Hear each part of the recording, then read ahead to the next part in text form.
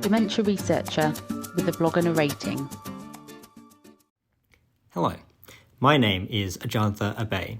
I am a PhD student at the University of Oxford, and today I'm going to be reading my blog on the use of AI for dementia diagnosis, benefits and risks. The recent Alzheimer's Research UK conference in Liverpool hosted a debate on whether integrating AI into dementia research will significantly improve patient outcomes and benefits will outweigh potential risks. It was a fascinating debate, argued well by both sides. Payam Banerjee and Timothy Rittman argued the affirmative case, saying that AI did have some issues, but was coming regardless, so we had best be ready for what would be ultimately helpful to research in its power to simulate scenarios, analyze complex data, and crucially, do these better than humans today. Raquel Iniesta and David Llewellyn countered, arguing that AI disempowers clinicians, dehumanizes patients, and will entrench inequality in systems owned by large private corporations. The room swung from 84% in favour to 65% against the use of AI in dementia research. Quite a turnaround. But one limitation of the debate was how focused it became on the use case of AI in patient-clinician interactions, and dementia diagnosis in particular, and the risks that biased data presents in this case. While an important discussion, the opportunities and dangers of AI go far beyond this. Therefore, what I want to try and do in this blog series is outline a diverse series of creative uses of AI that could substantially improve our understanding of dementia and improve patient outcomes.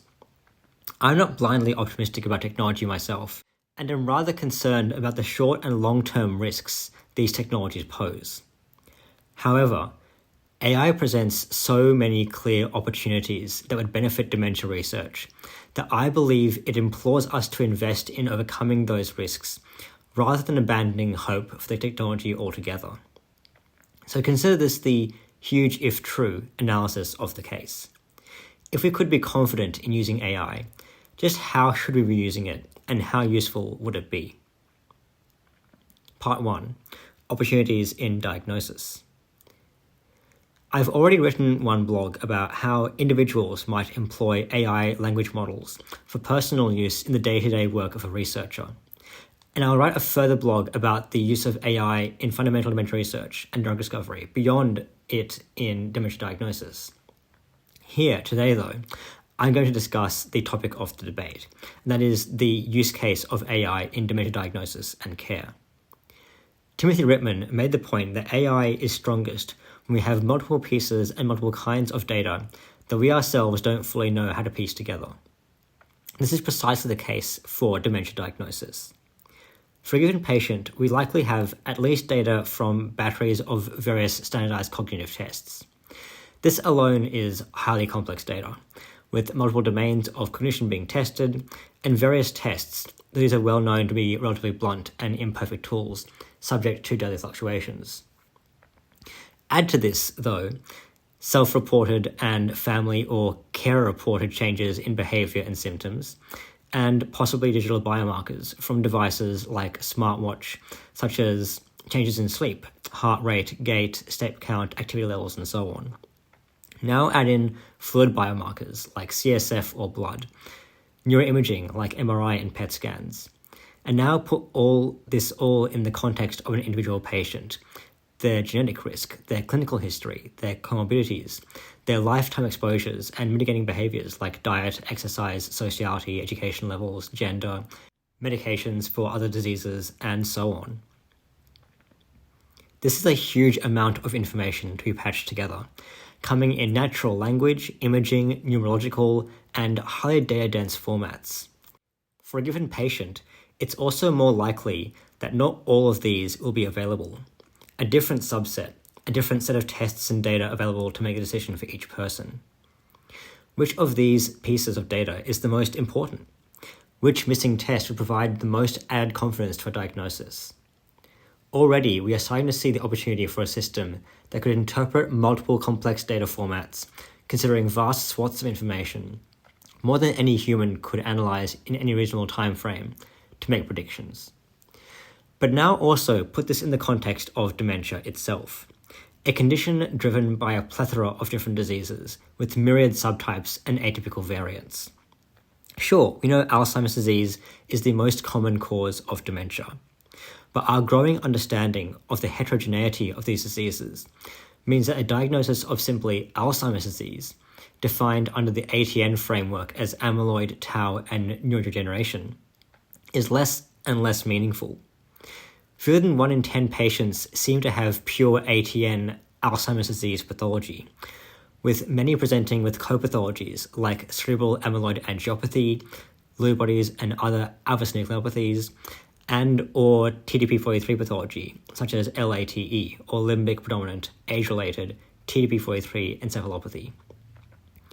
Beyond these proteinaceous inclusions, other lesions, such as atherosclerosis, hippocampal sclerosis, small vessel disease, cerebral microhemorrhages, iron accumulation, and more besides, are also relatively common. Not only are there different mixes of pathologies across patients that inform the dementia profile, but these also manifest in different parts of the brain. Consider atypical variants of Alzheimer's disease, such as the hippocampal sparing variant, where, as the name suggests, the canonical epicenter of the disease remains intact, and other parts of the brain are instead severely affected by disease, leading to quite different clinical presentation. Consider also conditions like posterior cortical atrophy, which features Alzheimer's disease ATM pathology, but primarily affects the occipital lobe at the back of the head, which is normally relatively spared by Alzheimer's disease. Also consider that in some cases we may have different pathologies in different cell types, with some being more neuronal and other times being more glial, or other times even in both. The complexity posed by mixed pathologies in dementia and the vast heterogeneity of patients informs not just their clinical presentation, but also their prognosis and treatment plan, in ways we are only beginning to understand. What kind of progression can patients expect from their disease following diagnosis? Which of the existing and emerging treatments might be best suited to their condition? The core strength of AI is in interpreting this complex data and making these predictions. It can examine larger data sets than are physically possible for a human, identify subtle changes that occur only under certain circumstances, which may otherwise be missed, and find patterns that we never could alone. To be useful here, AI doesn't have to be perfect, it just has to be better than human clinicians. To be clear, we are presently not very good at accurately diagnosing what broad disease may be driving a given case of dementia, even by our currently relatively blunt standards.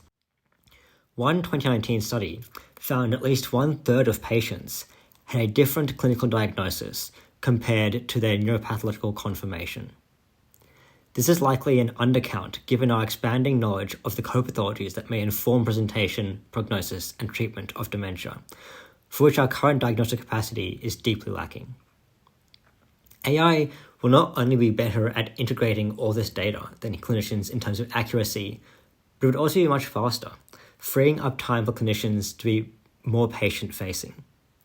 It would also be much better at keeping up to date with new information as we gain more data about how dementia presentation may differ in the context of different combinations of pathologies, and how dementia may look different in different populations and places.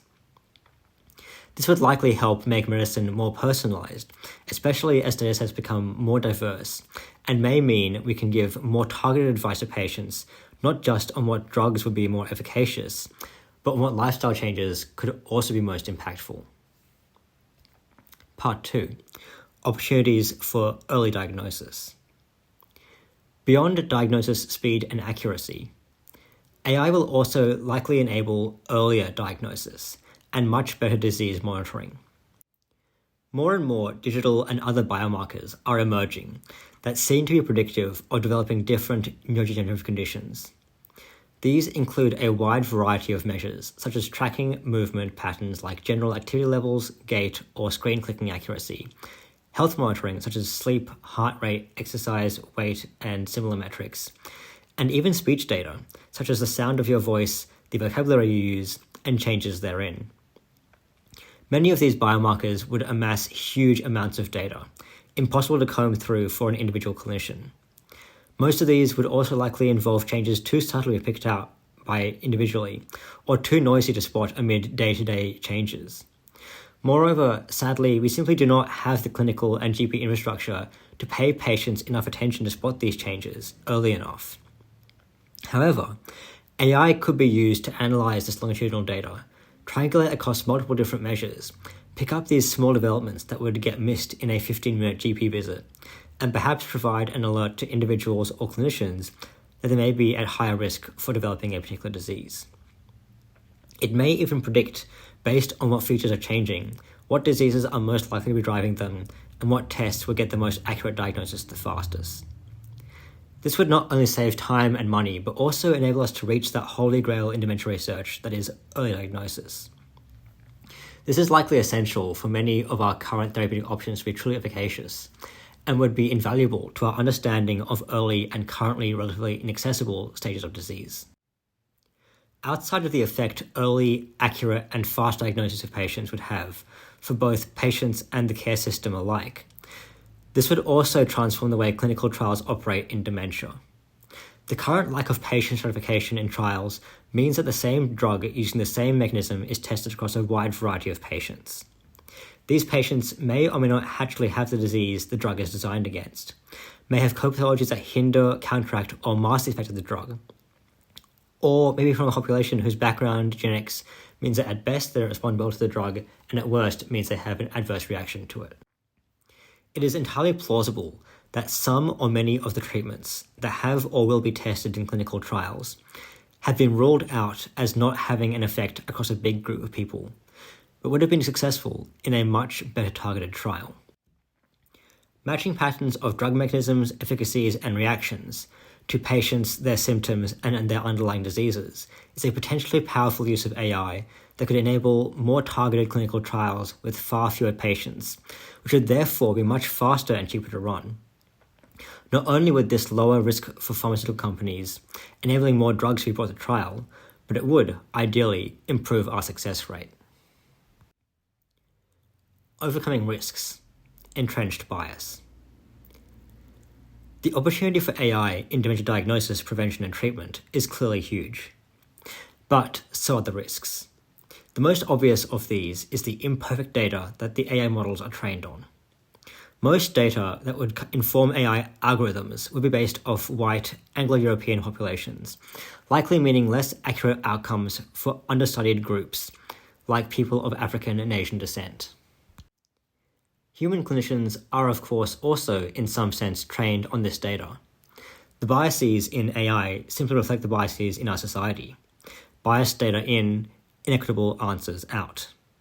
The fear, though, is that institutionalizing these biased algorithms, i.e. algorithms that work better for some populations than others, would entrench this bias, making it harder to ameliorate and widening inequality gaps rather than bridging them. I would actually argue the opposite case here, though. That AI algorithms are actually probably easier to retrain than human clinicians in the face of new data. As efforts to gather more inclusive data and target underserved groups gather more steam, these gaps may, in fact, close faster than if we were relying on human clinicians and human-driven healthcare systems to change, as our understanding of disease in different populations changes. The imperative of our current biased datasets is not to completely stop the use of AI, but to go out and acquire better, more representative data. In the meantime, having a sense of the relative accuracy and confidence of AI-based predictions will be essential, so that this bias can be tracked and taken into account when making decisions, and this is readily doable. Another inequality-driven concern about the use of AI is that its rollout will be biased towards populations who are financially rich and data-rich. AI will work far better for dementia patients in wealthy countries with good healthcare records, where people have wearable devices tracking their healthcare data, and where neuroimaging scans and fluid biomarkers are more geographically and financially accessible. Unfortunately, this is going to be the case for any dementia intervention. All new drugs are largely tested in affluent countries that have the necessary clinical infrastructure, and so far, many forms of dementia care have been so expensive as to only be accessible to the relatively rich. All of this is to say that this is a real problem of global inequality, and a real problem facing dementia research and care, but not one that has stopped us trying to make progress in diagnosis and treatments so far. Even though they remain extremely expensive and hard to implement, and will only be able to serve a more limited population at first, before moving sufficiently down cost curves to be more widespread, the field continues to invest time and resources into technologies like monoclonal antibody therapies, gene therapy, PET imaging, and other neuroimaging biomarkers, and other such technologies. Even blood-based biomarkers, arguably the most accessible major advance in dementia research, still faces barriers such as access to diagnostic facilities, especially in regional and remote areas, non-representational data sets, and educational inequality. Again, the imperative of inequality is not to deny the advent of fresh opportunities and progress for dementia research, but to try and address the underlying inequality so that these advances reach more people more quickly. Overcoming risks, disempowerment, and dehumanization. If anything, there is a major opportunity here for AI to make dementia care far more efficient. By getting diagnoses faster, earlier, and more cheaply, clinicians would have more time and resources to focus on patient needs and interaction. We could cut down on the number of tests patients need before a definitive diagnosis can be reached, and patients will be more accurately referred to an appropriate specialist sooner, rather than bouncing around an already overstretched hospital and healthcare system. This addresses another concern around AI, that it would incapacitate clinicians, making them reliant on an AI black box for their patient care.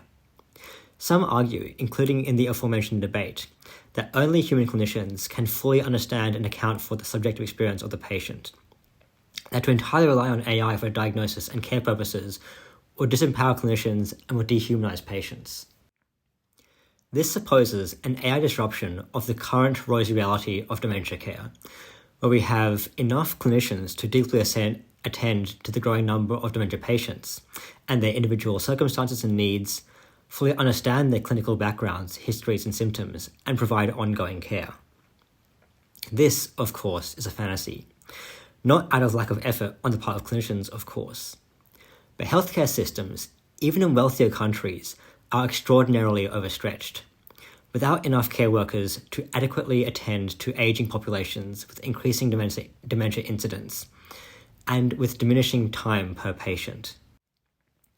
We currently have systems that predominantly already only provide excellent care to relatively wealthy people living in relatively wealthy areas in relatively wealthy countries. The rest remain on waiting lists, remain bouncing through the system from appointment to appointment, or remain undiagnosed. An Alzheimer's Society examination of the issue found that GPs, the first link in the dementia diagnosis chain, often lack sufficient training, empathy, and time in 10-minute appointments. It also found that diagnosis took a long time, years even, was often inconclusive, and that there was a geographic lottery when it came to accessing specialized services. Instead of disempowering, AI could empower these clinicians to better serve their patients, and even expand access to underserved populations. Faster and more accurate diagnoses would mean less time wasted on unnecessary appointments, guessing at underlying diseases, getting answers, and appropriate care to patients faster. Humans would need to, of course, stay in the loop, just as humans currently work alongside all kinds of other diagnostic and monitoring technology that has been introduced into healthcare settings over the years. However, the argument that AI dehumanizes patients does not stack up against the reality of a system that already underserves them and cannot take into account their full being. In-clinic tests are infrequent and can be hugely flawed measures of cognitive and physical abilities, usually on inappropriate ordinal scales. AI can integrate clinical histories with genetic, symptomatic, biomarker, and all kinds of other information about a patient. All of these are imperfect measures on their own, but together, in a way a human never would be physically capable of doing, they enable us, or rather they enable an AI to help us see the full extent of a person in their individuality far more rapidly and precisely than our current short-staffed appointments can afford. Overcoming risks. Understanding AI decision-making. the black box issue of AI, that we don't know how it arrives at the answers it does, and therefore can't necessarily easily error check it, remains significant, but not insurmountable.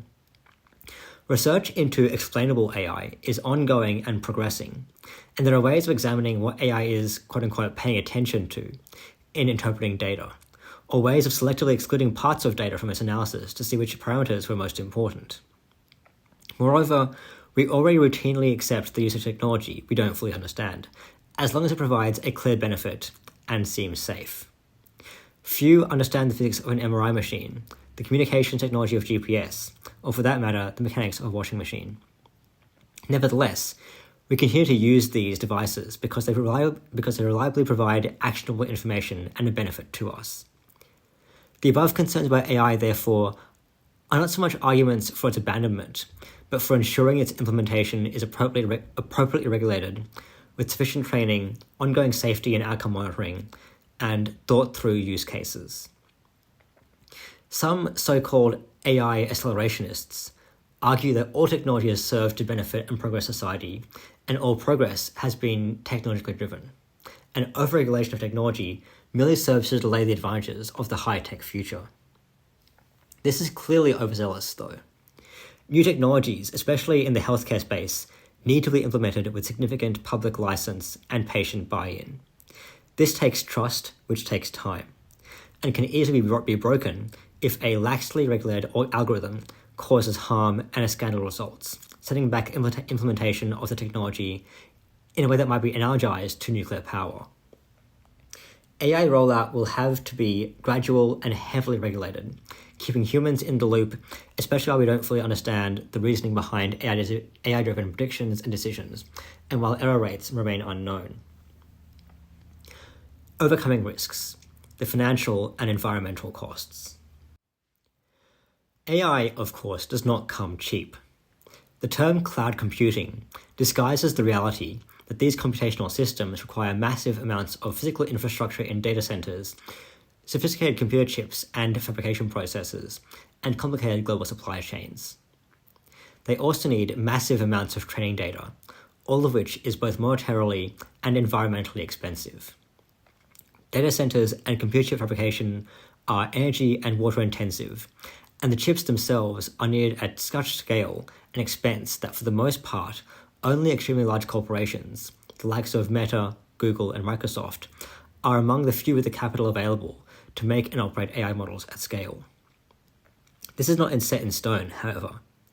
Financially speaking, the huge demand for chips is already leading to more competition in the market for advanced chip manufacture, which will make the technology more accessible. AI algorithms and designs are also getting more efficient and likely will get much more so in the future, resulting in less demand on hardware and energy for the same amount of computational power.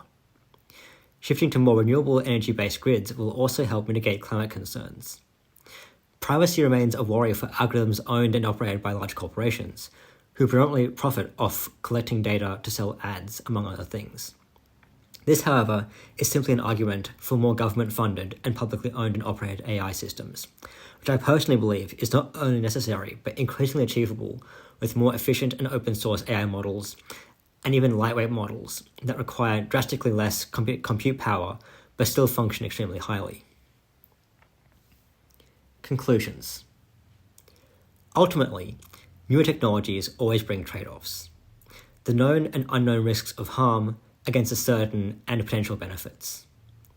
To paraphrase Siddharthan Chandran, CEO of the UK DRI, and also a speaker at the AUK conference, we are currently trying to understand one of the most complicated set of diseases known to humanity, which affect the most complicated structure in the known universe, using some of the bluntest tools of any medical discipline.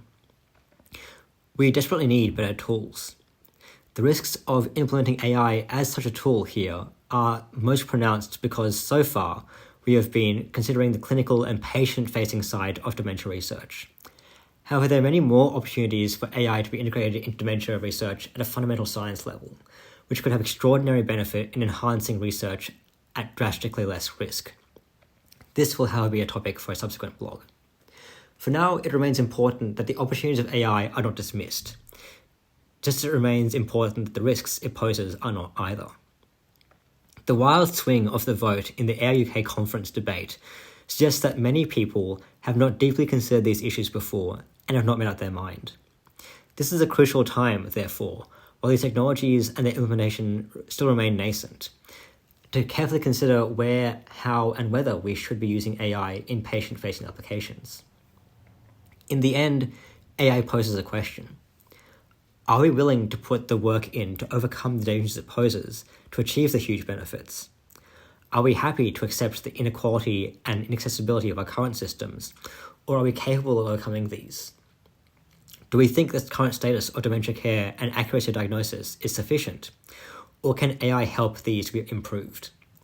Do we want to rely on AI run by large private corporations, or would we rather have systems owned by, operated by, and accountable to the public? Should our fears of a dystopian AI future dictate our actions to outlaw the technology from healthcare? Or should our aspiration towards a future of healthcare that benefits from AI enable our actions to overcome these fundamental inequalities and technical challenges that drive its risk? These questions are live, and their answers can be shaped through paying attention, public discourse, government and institutional regulation, and establishing new norms around the safe and considered implementation of AI. So I'm glad organisations like AI UK are hosting public discussions around these topics, and I hope people continue to engage in active debate around this. I personally think that these technologies are inevitable. They already exist, they're already being implemented, and they already surround and imbue many of the technologies we already use in healthcare today. Moreover, the current state of dementia care and diagnosis is so poor compared to what it could be, and the opportunity afforded by AI is so great that the moral imperative seems to be in favour of its use. We shouldn't be naive about the risks of AI, but they shouldn't mean we dismiss the potential for technology altogether. The moral imperative is also, therefore, on us to make sure it gets implemented using data in a manner and in a world that is safer, more equitable, and more responsible, and better regulated than present. The uses and benefits for AI in dementia research could be huge if true. We just have to make them so. This blog largely focused on the risks and opportunities of AI in clinical patient-facing dementia research and care, as was largely discussed in the AI UK debate. However, what hasn't really been addressed is the use of AI in fundamental research, also a crucial part of the equation. You'll be able to find a second blog on that topic covering everything from data analysis and drug discovery to enhanced collaborations shortly. In the meantime, if you're interested, you can also see my reflections on AI for personal use and day-to-day research activities on the Dementia Researcher website. Postscript. Huge if true, a phrase I've referenced a couple of times in this blog, is a YouTube channel set up by independent science and tech journalist Cleo Abrams. I have no affiliation with the channel, other than being inspired by the optimistic attitude towards science and technology that the channel takes, exploring what technological innovations and advances can do for us if we get everything right, and then figuring out what we have to do in order to actually do this. Thank you for listening. Join the Dementia Research bloggers and share your own views.